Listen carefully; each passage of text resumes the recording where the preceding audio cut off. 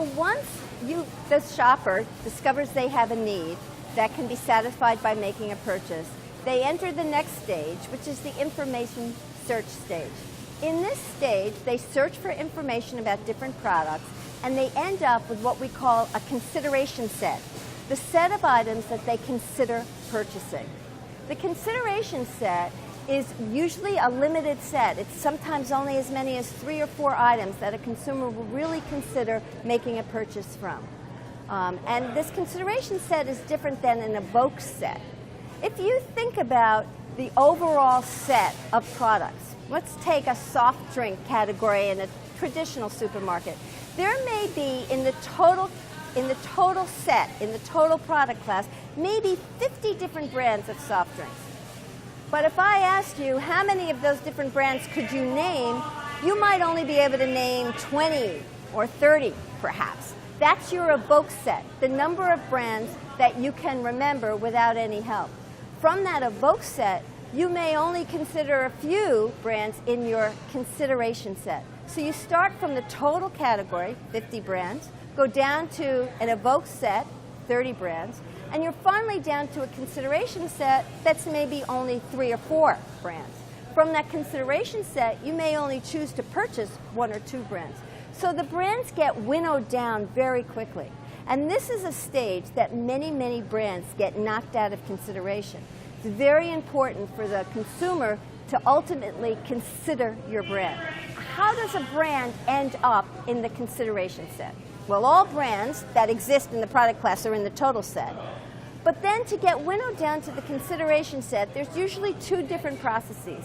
One is branding, advertising, out-of-store kinds of brand building that creates brand awareness, and that brand gets lodged in the consumer and the shopper's mind, and the brand then, the consumer then, when they're choosing or thinking about a brand to consider, will remember certain brands they've heard of and will consider those brands that they know about through advertising or through other mechanisms.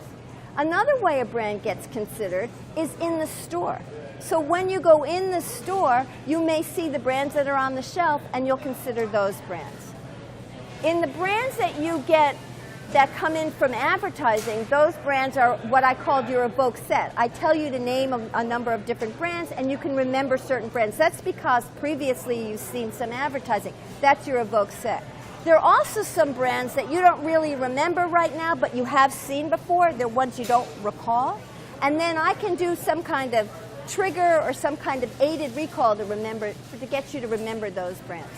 The brands you see in the store take 2 different shapes. One is you actively search the shelf and you look for different brands, and you may consider different brands that you see through your active search. Another way brands can get into your consideration set is accidentally. Maybe there's something that the store put on the end of the aisle that you didn't consider, and you ran into it, and suddenly that brand's in your consideration set.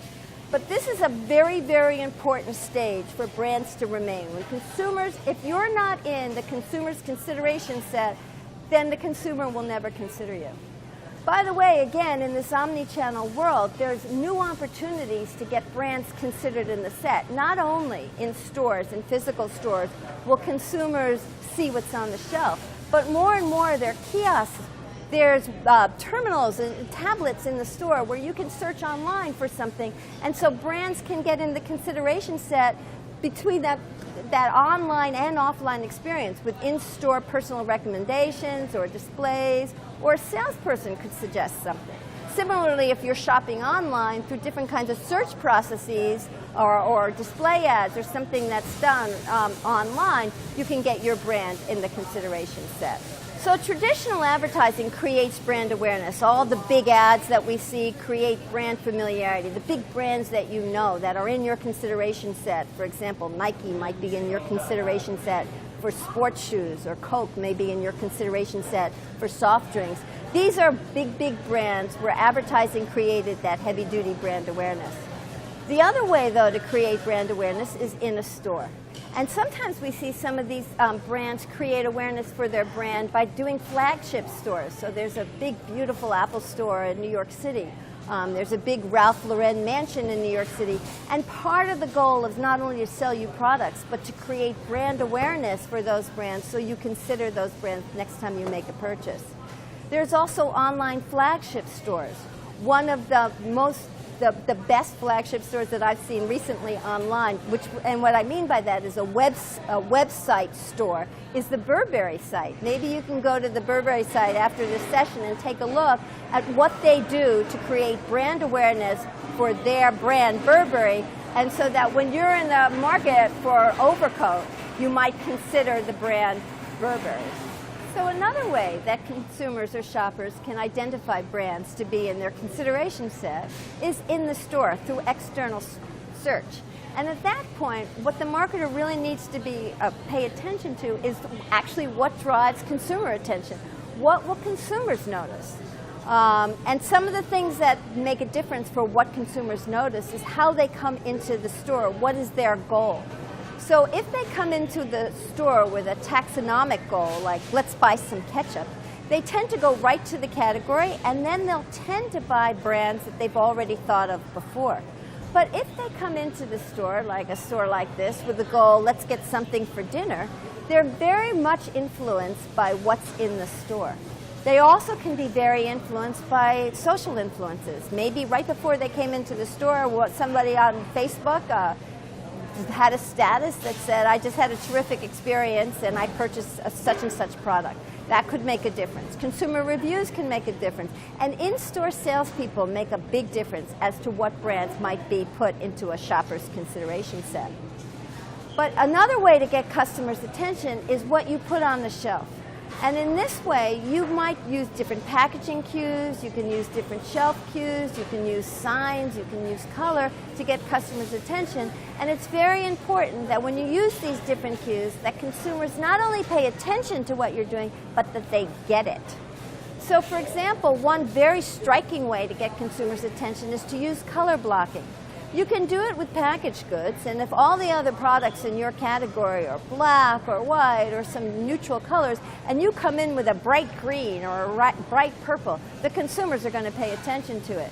Here in the Whole Foods market, a lot of attention gets paid to the produce. They use color blocking here very strikingly to get consumers' attention, and once consumers pay attention to these different products, they're much more likely to consider purchasing it. Packaging themselves can make a difference and can get consumers' attention, but you have to be careful to make sure that the consumers interpret the packaging appropriately. For example, there's a very famous story about Tropicana brand where they hired a well-known designer to change the package to what tested in laboratory very well. It was a beautiful new design for the Tropicana orange juice package. The problem was the consumer was very familiar with the old package. When they went into the store to recognize to buy their old familiar package Tropicana, they didn't recognize the brand new design, the new package, and they ended up purchasing a different brand of orange juice rather than the familiar one. Here's an example where because the brand did not get the consumer's attention, the brand fell out of consideration and the consumer or shopper bought something else. Another way to use packaging is to get the consumer to consider different variety within a line or different price points. You can use packaging on shelf, use color, different colors within a line to indicate higher priced items, lower priced items, natural items, different flavors. So sometimes you'll see within a product line the higher priced item is gold or silver, the regular item is blue, and the lower item is a different color.